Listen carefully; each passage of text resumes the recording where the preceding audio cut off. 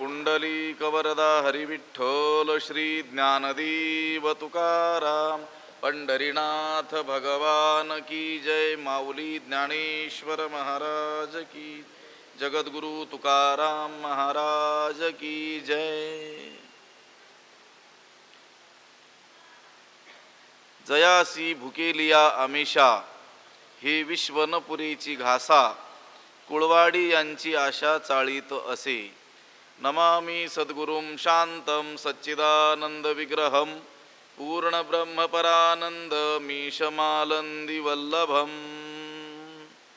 जयासी भुकेलिया आमिषा, विश्वनपुरीची घासा, कुळवाडी यांची आशा चाळीत असे। ग्रंथराज ज्ञानेश्वरीच्या 3ऱ्या अध्यायाचं चिंतन आपण करतो आहोत आणि या 3ऱ्या अध्यायातील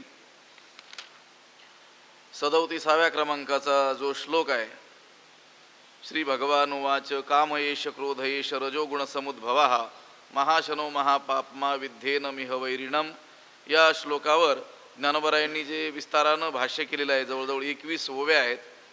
त्या 21 ओव्यातील काही ओव्यांचा विचार आपण केलेला आहे, त्यातील ही एक ओवी आहे।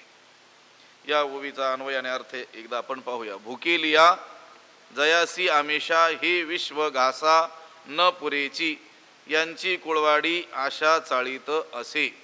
त्याचा अर्थ असा होतो, भुकेलिया म्हणजे ज्यांना भूक लागली असता, जयासी आमिषा म्हणजे ज्यांच्या आहाराला खाण्याला, हे विश्व घासा न पुरेची, हे समस्त जग एका घासालाही पुरत नाही।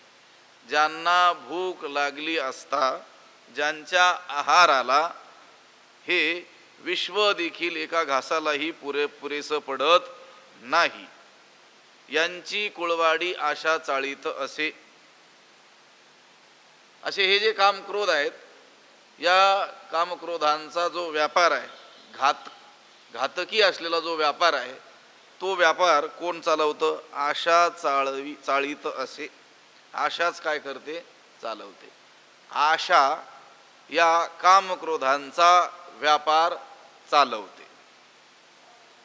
ज्ञानोबर आहे काम आणि क्रोधांचा प्रताप या ओव्यांच्या माध्यमातून आपल्याला सांगत आहे। जयासी भुकेलिया आमिषा, ज्यांना भूक लागली असता त्यांच्या आमिषा म्हणजे भक्ष्याला, आहाराला, खाद्याला, हे विश्व एका घासालाही पुरत नाही। या कामक्रोधांची भूक एकदा खवळली म्हणजे मग सर्व विश्व यांच्या एका घासालाही पुरेसं पडत नाही। इतके हे महाशनहा, महाखादाड आहेत, आधाशी असे ते आहेत।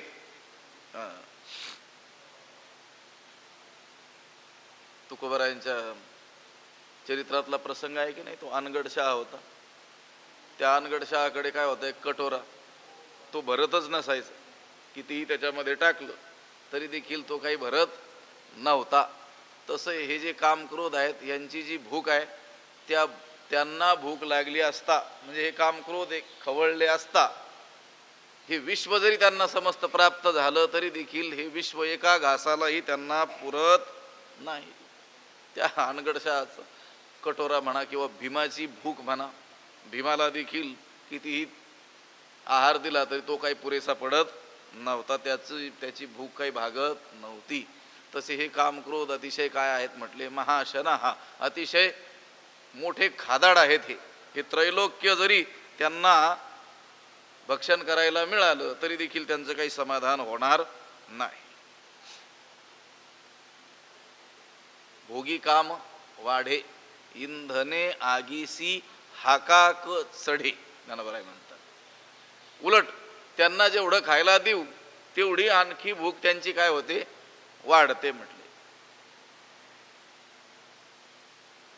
न जातो काम कामानाम उपभोगेन शाम्यती, हविषा कृष्ण वर्तमे व भूय एवाभिवर्धते। शास्त्रानं असं सांगितलं, हा जो काम आहे तो कधीही तृप्त होत नाही, म्हणजे इच्छा कधीही पूर्ण होत नाही। जेवढी जेवढी त्यांची तृप्ती करायला जावं तेवढे तेवढे हे अधिकच काय होतात, भडकतात। न जातो काम कामानाम उपभोगेन शाम्यती, उपभोगानं यांचं शमन होत नाही. तुकोबारायांचे एक अभंग आहे, पण तो प्रक्षिप्त मानला जातो, पण अनेक लोक त्याचं प्रमाण देत असतात. विषय भोगिता कोण तृप्त झाला, इंधने निमाला अग्नी कोठे. ते काही पारंपरिक गाथेमध्ये तो अभंग नाही आहे, पण अनेक लोक प्रमाण म्हणून देतात. आता मी जो श्लोक सांगितला आणि ज्ञानोबारायांची अर्धी ओवी सांगितली होती, त्याचाच आशय त्या चरणामध्ये काय होतोय, व्यक्त होतोय. विषय सेविता कोण तृप्त झाला. विषय सेवन करून आजपर्यंत कोण तृप्त झालेला आहे, म्हणजे कोणाच्या इच्छा पूर्ण झालेल्या आहेत, या कामाची भूक कोणाची भागलेली आहे, नाही भागलेली. इंधने निमाला अग्नी कोठे. अग्नी विझवण्याकरिता त्यामध्ये जणू इंधन टाकावं, आणि तो अग्नी न विजता काय व्हावा, आणखी भडकावा. त्याप्रमाणे हे काम क्रोध आहेत. ज्ञानोबाराय म्हणतात हे असे आहेत की ज्यांना भूक लागली असता त्यांच्या त्या आहारासाठी हे विश्व एका घासाला देखील पुरत नाही. आणि यांचा हा जो व्यापार आहे या कामक्रोधांचा, तो आशा चालवते. आता भोगांच्या इच्छेलाच काय म्हणतात, अतिरिक्त जी इच्छा आहे तिलाच काय म्हणतात, आशा म्हणतात. ही जी आशा आहे ही त्या कामक्रोधांचे हे उद्योगधंदे चालवते. ज्या भोगाच्या प्राप्तीचा उपाय अशक्य आहे, अज्ञात आहे, किंवा जे भोग भविष्य काळात कदाचित प्राप्त होतील किंवा होणार नाहीत, अशी ती भोगाची जी इच्छा आहे तिला काय म्हणतात, आशा म्हणत असतात. आणि ही आशा या कामक्रोधांचा हा उद्योग चालवत असते. त्या दिवशी एका अभंगाचा विचार आपण आला होता मध्ये, आशा ही समूळ खणूनी काढावी, तेव्हाची गोसावी व्हावे तेने. त्या साहित्यामध्ये तर मोठमोठे श्लोक या आशेसाठी दिलेले. आशा नाम नदी मनोरथ जला तृष्णा तरंगा कुला वगैरे. आशा नावाची ही महाभयंकर काय आहे, नदी आहे. आणि त्या जशी ती भव नदीचं वर्णन ज्ञानोबारायांनी केलेलं आहे, किंवा रण नदीचं वर्णन गीता महात्म्याचे जे श्लोक येतात त्यामध्ये केलेलं आढळतं, तसं साहित्यिकांनी आशा नावाची जणू ही महाभयंकर नदी आहे असं काय केलेलं आहे, वर्णन केलेलं आहे. आणि ही जी आशा आहे ही आशा काय करते, त्यांची कुळवाडी चालवते. कुळवाडी म्हणजे व्यापार, शेतकी, व्यवसाय. यांचा हा व्यवसाय कोण चालवते, आशा चालवते. सर्व व्यवहार आशा चालवत असते. तेव्हा आशा, इच्छा, तृष्णा, वासना हे जे शब्द आहेत जवळजवळ एका अर्थीच असलेले काय आहेत, हे शब्द आहेत. हे सगळे कामाचेच काय आहेत, प्रकार आहेत. वासनेचं वाढतं रूप जे आहे तिला इच्छा म्हणतात, इच्छेचं वाढतं स्वरूप तिला आशा म्हणतात, आशेचं वाढतं स्वरूप त्यालाच काय म्हणतात, काम असं म्हणत असतात. आणि ही जी आशा आहे ही यांची कुळवाडी चालवते, व्यापार चालवते, उद्योगधंदे यांचे ही चालवते. जयासी भुकेली आमिषा हे विश्व न पुरेची घासा, कुळवाडी यांची आशा चाळीत असे. कौतुके कवळिता मुठी, जे 14 भुवने थेकुटी, ते भ्रांती ही धाकुटी वाल्ली दुल्ली. जी कौतुकी मुठी कवळिता 14 भुवने थेकुटी, ते भ्रांती ते वाल्ली दुल्ली धाकुटी. जी म्हणजे जिला, कौतुके मुठी कवळिता, जिनं कौतुकानं, लीलेनं, सहज खेळता खेळता, मुठी कवळिता, मूठ अशी जर धरली तर 14 भुवने थेकुटी, तर हे 14 भुवन देखील तिच्या मुठीच्या मानाने काय आहेत, थेकुटी म्हणजे लहानच आहे. अशी ही भ्रांती, ती भ्रांती, ती जी भ्रांती ती वाल्ली दुल्ली धाकुटी, त्या आशेची एकुलती एक लाडकी आणि धाकटी काय आहे, बहीण आहे. कुणाचं वर्णन केलं, भ्रांतीचं. ही भ्रांती कोण आहे, बहीण आहे.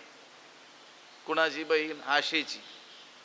मोठी का लहान, धाकटी आणि अत्यंत आवडती आणि एकुलती एक काय आहे, बहीण आहे. कोणती आशा, जी आशा कामक्रोधांचा व्यापार चालवते. वर्णन कामक्रोधांचंच आहे, पण कामक्रोधांच्या जवळ असलेले हे जे आहेत ते सुद्धा किती भयंकर आहेत. यावरून त्या कामक्रोधांचं भयानक स्वरूप जे आहे ते ज्ञानोबा सांगतात. कामक्रोधांनी आपला व्यापार जिच्याकडे चालवायला दिलेला आहे, ती जी आशा आहे, तिची एकुलती एक धाकटी आणि लाडकी असलेली बहीण आहे. कोण? भ्रांती. तिचं सुद्धा वर्णन केलं. कौतुके कवळिता मुठीची 14 भुवने थेकुटी. जिनं खेळत खेळत जर मुठीत धरायला गेली अशी मूठ, तर ते 14 भुवन देखील तिच्या मुठीच्या मानाने काय पडतात? लहानच पडतात. अशी कोण? भ्रांती. ही कोण आहे? त्या आशेची धाकटी लाडकी एकुलती एक बहीण आहे. ज्ञानोबा वर्णन करायला लागल्यानंतर काय असं आशा आणि भ्रांती ह्या कोण आहेत? सख्या बहिणी आहेत. आशा निर्माण झाली की भ्रांती आलीच समजायची. आता थोरली बहीण जिथं जाईल तिच्या मागं तिची लाडकी असलेली एकुलती एक बहीण तिला सोडून कशी काय राहील? मग ज्ञानोबांना सांगायचंय आशा निर्माण झाली की कोण आली? भ्रांती. भ्रम निर्माण होणारच ना. विवेक राहूच शकत नाही माणसाला. जे दिसेल ते कसं दिसेल? उलटच दिसेल. कधी? आशा निर्माण झाली असता. जी कौतुके मुठी कवळिता, जिला सहज लिलेनं मुठीमध्ये धरण्यास 14 भुवने थेकुटी, हे 14 भुवन कमीच पडतात. ते भ्रांती. अशी ती भ्रांती, ती वाल्ली दुल्ली धाकुटी. त्या आशेची फार आवडती आणि धाकटी काय आहे? बहीण आहे. कौतुके कवळिता. असं कौतुकानं ती मूठ जर आवळायला गेली, मूठ वळताना जागताना मूठ अशी धरताना तिला काय कमी पडतं म्हटले? 14 भुवन सुद्धा काय पडतात? कमीच पडतात. असं आहे. थोड्या बहुत विषय प्राप्तीनं तिचं पोट भरणार नाही. 14 भुवने थेकुटी. हे समस्त त्रैलोक्याचं स्वराज्य जरी प्राप्त झालं तरी ते काय वाटतं? कमीच पडतं. कुणाला? त्या भ्रांतीला. ती भ्रांती कोण आहे? आशेची लाडकी एकुलती एक धाकटी बहीण आहे. कौतुके कवळिता मुठी जी 14 भुवने थेकुटी. ती भ्रांती ही धाकुटी, वाल्ली दुल्ली, अतिशय लाडकी अशी काय आहे? ती बहीण आहे. जे लोकत्रयाचे भातुके, खेळताची खाय कौतुके, तिच्या दासीपणाचे निबिके तृष्णा जिये. जे खेळताची लोकत्रयाचे भातुके कौतिके खाय, तृष्णा तिया दासीपणाची निबिके जिये. जे खेळताची, जी खेळताना लोकत्रयाचे भातुके, त्रैलोक्य रूप भातुकली म्हणजे गोड खाऊ. मुली, लहान मुलं खेळताना त्या खेळात शिजवलेला थोडासा भात, त्याला काय म्हणतात? भातुकली, भातुक. जी भ्रांती, आता थोडं भ्रांतीचं वर्णन करतील. ती भ्रांती खेळता खेळताच त्रैलोक्याचं काय करते म्हटले? भातुकलं करते आणि काय करते? खाऊन टाकते.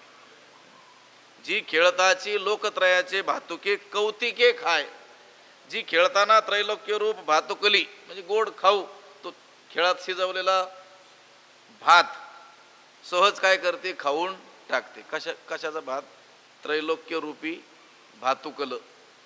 ती काय करते? सहज लिलेनं खेळताची, खेळता खेळताच काय करते?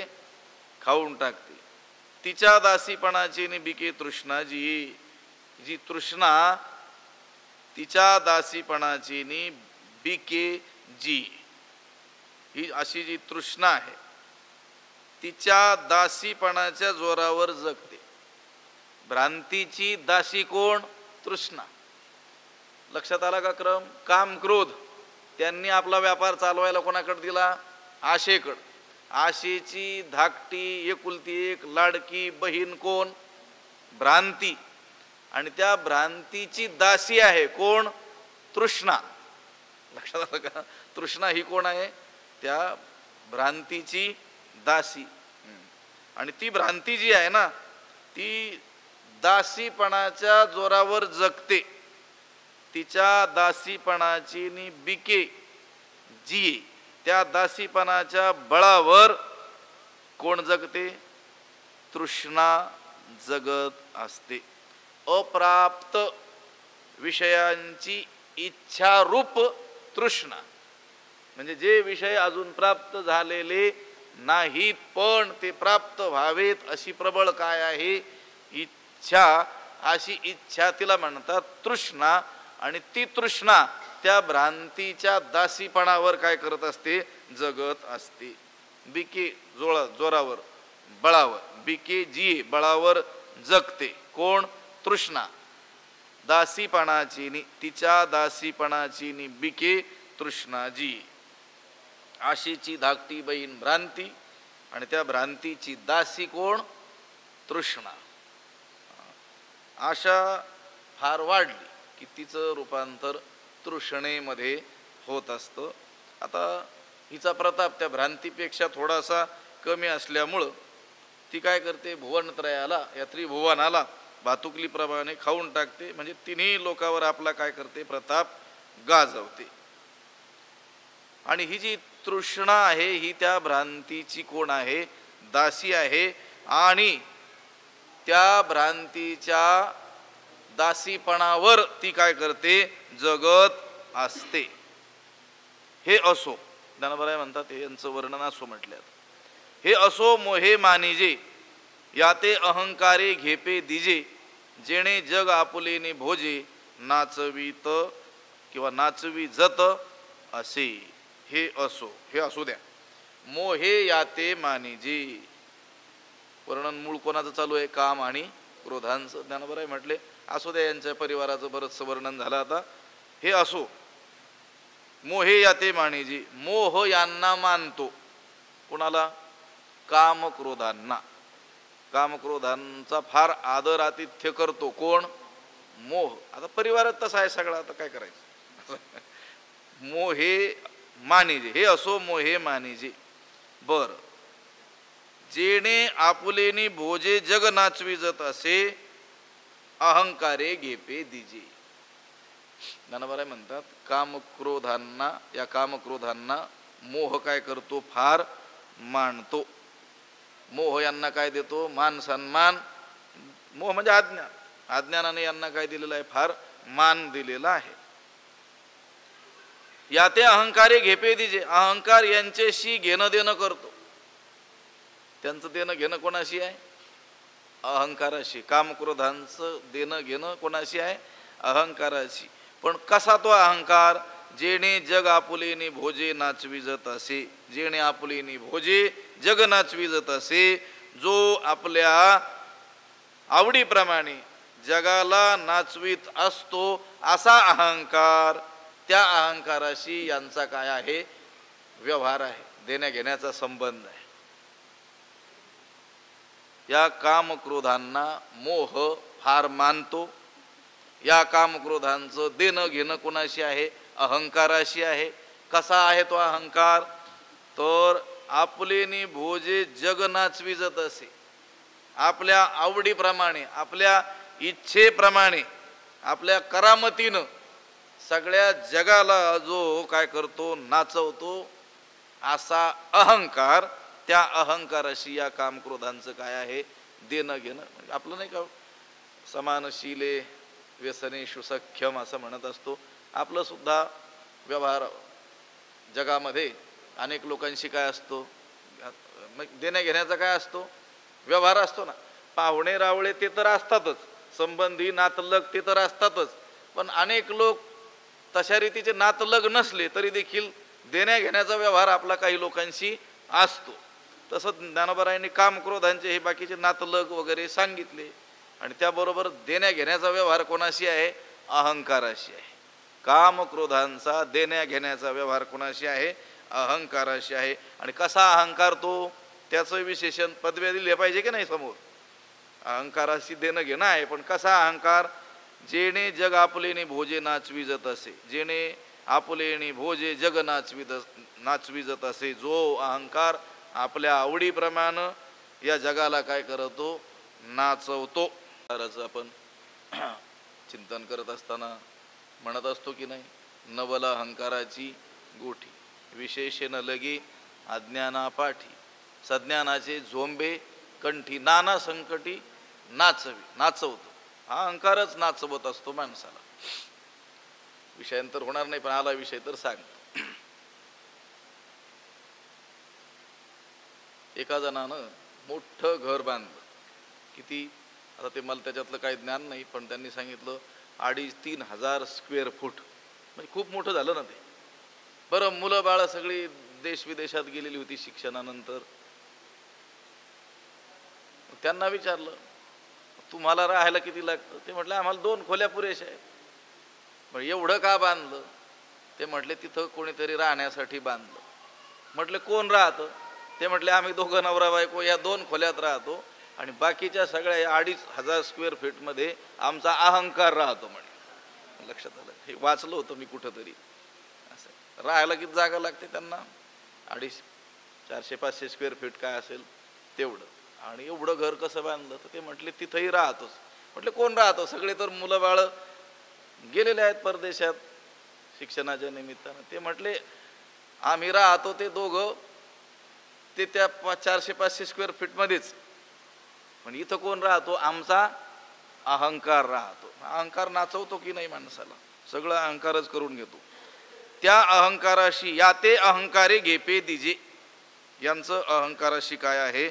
देणं घेणं आहे, व्यवहार आहे त्यांचा. कसा अहंकार? जेणे जग आपुलेने भोजे नाचविजत असे, जेणे सत्याचा भोकसा काढिला मग असत्य तृणकुटा भरिला, तो दंभूर्ढविला जगी इही. आता दंभाशी त्यांचा काय आहे संबंध सांगतात.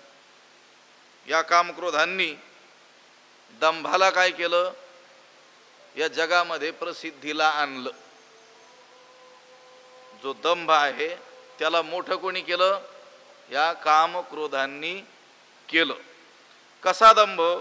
ते सांगतात जेणे सत्याचा भोकसा काढिला, ज्यानं सत्याचा कोथळा म्हणजे पोटातील सर्व भाग तो काय केला? काढला. आणि मग काय केलं? मग असत्य अकृत्य तृणकुटा भरिला. मग त्यामध्ये अकृत्य दुराचार रूप किंवा असत्य रूप तृणकुटा म्हणजे गवताचा चुरा पेंडा करून काय केला? भरून दिला. असा जो दंभ, तो दंभू इही जगी रूढविला. तो दंभ ह्या कामक्रोधांनी जगामध्ये रूढ केला. जगामध्ये काय केला? प्रसिद्धीला आणला, जगात प्रसृत केला. त्या दंभाला मोठं कोणी केलं? कामक्रोधांनी केलं. तर त्या दंभाचं सुद्धा पदव्या सांगितल्यात की काय करतो तो दंभ? जेणे सत्याचा भोकसा काढिला, ज्यानं धर्मनीतीच्या पोटातील सत्याचा कोथळा काय केला? बाहेर काढला. म्हणजे धर्मनीतीतील खरेपणा काय केला? काढून टाकला. आणि त्याऐवजी असत्य रूप किंवा दुराचार रूप गवताचा पेंढा चुरा त्यामध्ये काय केला? भरला. हे पहा, भोकसा म्हणजे कोथळा. त्या मेलेल्या जनावराच्या शरीरातील काय करत असतात? मांस, हाडं इत्यादी काय करतात? काढून टाकतात. आता ती पूर्वी व्याघ्र चर्म असायचं आपल्या इथं आहे वस्तू संग्रहालयामध्ये, वाघाचं कातड. तर ते वाघासारख्या क्रूर प्राण्यांना मारून त्यांच्या शरीरातील मांसाचा जो भाग आहे तो काय करायचा? काढून टाकायचा आणि त्याचा काय करायचा? भुसा भरायचा. हे याचं या प्रसंगी दिसून येतं आपल्याला. वासरुवाचा भोकसा, पै वासरुवाचा भोकसा, गायी पुढे ठेवणे जैसा, उगाणा घेती क्षीररसा बुद्धिवंत. ज्ञानोबरायांनी सांगितलेलं आहे. एखादी गाय आहे, ती व्याली आणि ते वासरू काय झालं? मृत झालं. ती व्यालेली गाय तिनं दूध द्यावं म्हणून काय करायचं? त्या वासराचं काय करायचं? भोकसा आतलं भाग काढून घ्यायचा आणि त्याच्यात काय करायचं? तृणकुटा भरला. आता ते दिसताना कसं दिसेल? वासरासारखं, पण वासरू आहे का ते? नाही, पण त्या गाईला कळत नसल्यामुळं, त्यातली त्यात त्या जर्सी गाईंना कळत नसल्यामुळं तिच्याकडून दूध प्राप्त करून घेणं काय जातं, सोपं जातं. बुद्धिवान लोक करतात, ज्ञानोबा म्हणतात, उगाणा घेती क्षीररसा बुद्धिवंत. पण त्या गाईला किंवा त्या म्हशीला काय वाटतं, हे काय आहे माझं, वासरूच आहे. वासरू आहे का, वासराचं फक्त काय आहे, आवरण आहे. त्याच्या आतील भाग तर सगळा काय केलाय, काढून घेतलाय. काय भरलं त्याच्यामध्ये, भूस भरलेला आहे. या दंभाने काय केलं, सत्याचा भोकसा काढिला. धर्मातील नीतीतील जे सत्य होतं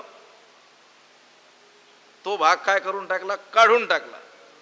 आता धर्माला काय राहिलं, वरचं फक्त आवरण, आणि आत काय भरलं, असत्य तृणकुटा किंवा अकृत्य तृणकुटा भरिला. अकृत्य म्हणजे दुराचार रूपी गवताचा चुरा, तृणकुटा गवताचा चुरा, भूस काय केलं, भरलं. किंवा असत्य तृणकुटा, असत्य रूपी भूस काय केलं, भरलं.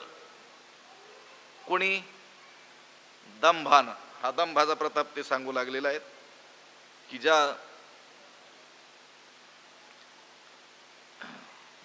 दंभाला या कामक्रोधांनी या जगामध्ये काय केलं, मोठं केलं. या दंभाला प्रसिद्धीला आणलं. कोणी, कामक्रोधांनी. कसा आहे तो दंभ, की ज्यानं सत्याचा भोगसा काढून त्याच्यामध्ये असत्य तृणकुटा भरलेला आहे. यातून काय सांगायचंय, तर जी दांभिक माणसं असतात ते आपण धर्मकृत्य करतो आहोत असं दाखवत असतात. वरून वरून ते धार्मिक आहे असं दिसत असतं, पण त्यांचा तो धर्म सत्यविहीन असतो. त्यातलं सत्य काय केलं, काढून टाकलं. असत्य तृणकुटा काय केलेला आहे, भरलेला आहे. दंभाचा मोठा विषय आहे. दंभ करी सोंग, मानावया जग, मुखी बोले त्याग, मनी नाही तुकोबाराय म्हणतात. दांभिक मनुष्य काय करतो, सोंग करतो. कशाचं, त्यागाचं, वैराग्याचं. काय करतो, सोंग करतो. मुखे बोले त्याग, मुखानं काय करतो, त्याग बोलतो, पण मनी नाही, मनात त्यागाची भावना नाही आहे. आणि कशासाठी करतो, मानावया जग, जगानं मानावं म्हण. असा हा जो दंभ आहे, त्या दंभानं सत्याचा भोगसा काढून असत्य तृणकुटा गवताचा पेंढा त्यामध्ये धर्मामध्ये काय केलेला आहे, भरलेला आहे. म्हणजे धर्माचं वरून स्वरूप आपल्याला ते धर्माचं दिसतंय, खरेपणाचं दिसतंय, पण त्याच्यामध्ये सत्याचा पत्ताही नाही. दंभाविषयी बरंचसा विचार करता येणं शक्य आहे, पण आपल्याला विस्ताराला अवकाश नाही आहे. पूर्वीच्या काळी केला जाणारा परमार्थ आणि आता जो आपल्याला मोठ्या प्रमाणात परमार्थ दिसून येतो त्यामध्ये महद अंतर आहे. म्हणजे आता खरा परमार्थच राहिलेला नाही असं म्हणत नाही आपण, पण बहुतांशी काय दिसून येतो, त्यामध्ये दंभ दिसून येत असतो. म्हणजे वरून अंग आपल्याला धर्माचं परमार्थाचं दिसतं, पण त्यामध्ये आत धर्म कुठेही नसतो. लक्षात आलं का? त्याच्या मागचा उद्देश काय, तर त्याचा मागचा उद्देश भिन्न असतो. त्याचा मागचा उद्देश मानमान्यता असेल, धनप्राप्ती असेल, वेगवेगळ्या काय असतील गोष्टी असतील, ह्या दिसून येतात. मग त्यालाच म्हणायचं धर्माचं हे बाह्यरूप किंवा धर्माविषयीचा दंभ. दंभाचे अनेक प्रकार नाथ महाराजांनी एकनाथी भागवतामध्ये सांगितलेलं आहे. त्याच्यामध्ये भजन दंभ, वैराग्य दंभ वगैरे काय केलेले आहेत त्यांनी प्रकार केलेले आहेत. त्या वैराग्य दंभाला लोक अधिक काय होत असतात, भुलत असतात. वैराग्याचं काय करायचं, वरून सोंग दाखवायचं, पण ते सोंगही दाखवायचं कशासाठी, काहीतरी अभिलाषेनं, काहीतरी प्राप्तीच्या इच्छेनं. हा जो दंभ आहे, या दंभानं सत्याचा भोकसा काढिला, मग असत्य तृणकुटा भरिला. तो दंभ रुढविला जगी इही. सत्य गेले भोळ्यावरी, अविद्येची चाले थोरी तुकोबाराय म्हटलेले आहेत. म्हणजे मुळात सत्य नाही, असत्यच, पण वरून मात्र कसं आहे, कसं दिसतं ते सत्य दिसतं. सामान्यतः आतून पोकळ आणि बाहेरून दिसावा याला काय काय म्हणतात, त्याला कोणता शब्द वापरायचा, ग्रामीण लोक काय म्हणतात, भपका मला शब्द लवकर सुचे ना. आतून पोकळपणा पण बाहेरून मात्र परमार्थाचा धर्माचा काय कोणता शब्द, भपका म्हणतो की नाही, त्याला म्हणायचं दंभ, बाकी काय नाही. आणि त्या दंभाला यांनी, या कामक्रोधांनी जगी रूढविला, जगामध्ये काय केलं, रूढ केलं, त्यांना प्रसिद्धीला आणलं, त्यांना काय केलं, मोठं केलं. साध्वी शांती नागविली, मग माया मांगी शृंगारिली, ते करवी विटाळविली साधू वृंदे. साध्वी शांती नागविली, मग माया मांगी शृंगारिली, ते करवी साधू वृंदे विटाळविली. या कामक्रोधांनी काय केलं तर साध्वी म्हणजे पतिव्रता, पतिव्रता असलेली जी शांती आहे, नागविली, तिला वस्त्रहीन केलं. तिचे काय केलं, वस्त्र काढून घेतले, त्या शांतीला नागविलं. ही धार्मिक आध्यात्मिक जी शांती आहे त्या शांतीला काय केलं, नागवलं. कशी शांती, साध्वी पतिव्रता असलेल्या शांतीला त्यांनी वस्त्रहीन केलं, तिचे वस्त्र काढून घेतले. मग माया मांगी शृंगारिली, आणि तिचे ते वस्त्र अलंकार इत्यादी ती कुणाला घातले, कुणाला चढवले, माया रूपी मांगिनीला घातले. मग माया मांगी शृंगारिली, आणि मग तिच्याद्वारे काय केलं, कुणाद्वारे, साध्वी शांतीचे वस्त्र परिधान केलेल्या मायारूपी मांगिनीच्या द्वारे यांनी काय करवलं, तिये करवी साधू वृंदे विटाळविली. तिच्याकडून हे जे साधू वृंद, साधू समाज, त्याला काय केलं, विटाळून टाकलं. साधूंचे समुदाय भ्रष्ट करविले. कुणी, कामक्रोधांनी. हा प्रताप कुणाचा आहे, सगळं कामक्रोधांचा प्रताप आहे. साध्वी शांती, पतिव्रता असलेली जी शांती, शांती मनशांती, चित्तस्थैर्य ज्याला म्हणा. आता या ठिकाणी हा शांती शब्दाचा अर्थ करत असताना साध्य रूप शांती म्हणजे जिला ब्राह्मी स्थिती म्हणतो, मोक्ष म्हणतो, ती घ्यायची नाही. लक्षात आलं का? कारण त्या स्थितीला जो पोहोचलेला महात्मा आहे त्याला काही कोणी भ्रष्ट होऊ शकत नाही.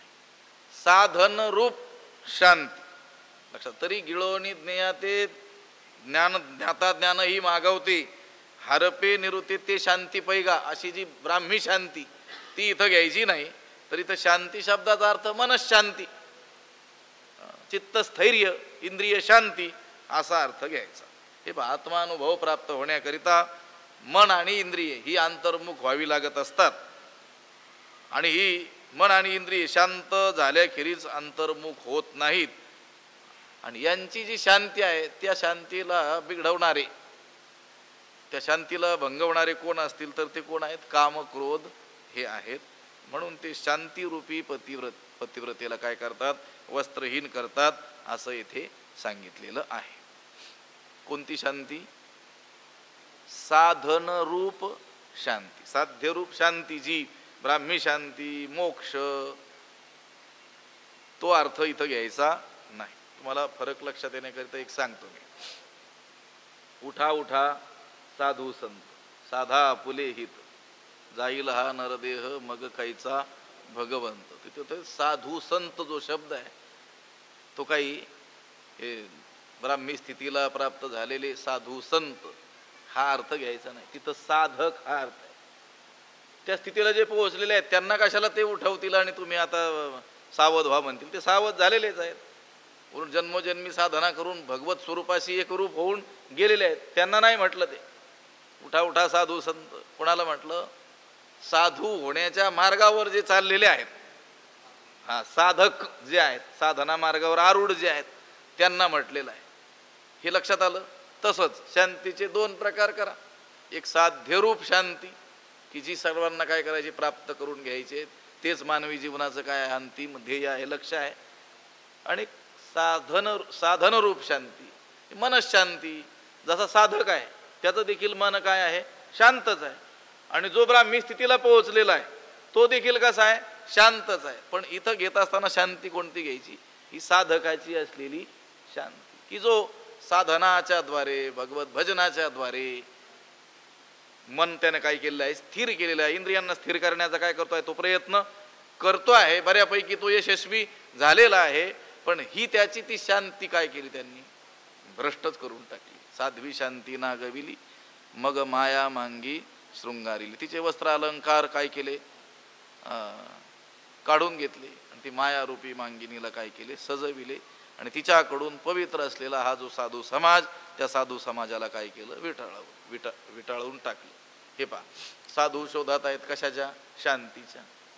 साधक जन शोधात आहेत कशाच्या, शांतीच्या. त्यांच्या समोर जर शांती येईल तर ते काय करतील, तिचा स्वीकार करतील. पण ही माया जर येईल तर ते स्वीकार करतील का, नाही. मग ह्या कामक्रोधांनी काय केलं, ते म्हटले हे साधक जन आहेत, हे साधू जन जे आहेत, हे सावध असतात. मायेला जर मायेच्या रूपात पाठवलं तर ते काय करतील, स्वीकारणार नाहीत, तिचा स्वीकार करणार नाही. मग काय करायचं, पाठवायचं मायेलाच. पण काय म्हणून पाठवायचं, शांती म्हणून पाठवायचं. मग काय उपाय, मग काय करायचं, साध्वी शांती तिचे वस्त्र अलंकार भूषण काढून घ्यायची आणि मायारूपी मांगिनीला चढवून तिलाच जणू काही ही शांती आहे या रूपात काय करायचं, पाठवायचं. त्यांना विटाळवून टाकायचं, म्हणजे भ्रष्ट करून टाकायचं. असं आहे. हे पहा, स्त्री, धन, पुत्र इत्यादी रूपामध्ये जर माया समोर आली तर साधू तिचा स्वीकार करणार नाहीत. मग मायेलाच पाठवायचं. पण कोणत्या रूपात पाठवायचं, शांतीच्या रूपामध्ये. साध्वी शांती नागविली, मग माया मांगी शृंगारिली, ते करवी विटाळविली साधू वृंदे. हा कामक्रोधांचा काय आहे, प्रताप आहे. या कामक्रोधांनी त्या पतिव्रता असलेल्या शांतीला नागवलं आणि तिच्या वस्त्र अलंकारानं त्या मायारूपी मांगिनीला सजवलं आणि तिच्याकडून या पवित्र साधू समाजाला काय केलं, भ्रष्टवलं. पुंडलिक वरदा हरी विठ्ठल, श्री ज्ञानदेव तुकाराम, पंढरीनाथ भगवान की जय. माऊली ज्ञानेश्वर महाराज की. विठ्ठल विठ्ठल विठ्ठल विठ्ठल विठ्ठल विठ्ठल. पुंडलिक वरदा हरी विठ्ठल, श्री ज्ञानदेव तुकाराम, पंढरीनाथ भगवान की.